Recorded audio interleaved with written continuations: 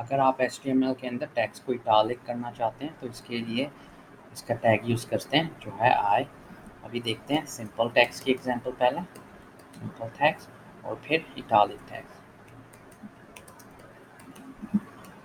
इधर मैं break use कर लेता हूँ ताकि नेक्स्ट लाइन पे आ जाए ब्रेक का टैग, और फिर इटालिक करने के लिए आई का टैग, ये आई स्टार्ट, इस वर्ड को हम इटालिक को करना है तो हम उसके साथ एंड टैग भी लगा देते हैं आई का, और फिर इसको रन करके चेक कर लेते हैं। जैसे मैंने italic.html में सेव किया है, इसको राइट क्लिक करके ओपन कर लेते हैं ब्राउज़र में।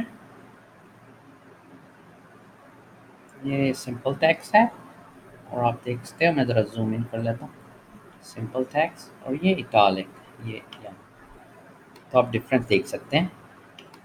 और पढ़ने के लिए हमारे यूट्यूब चैनल को सब्सक्राइब कर लें और थैंक यू फॉर वॉचिंग।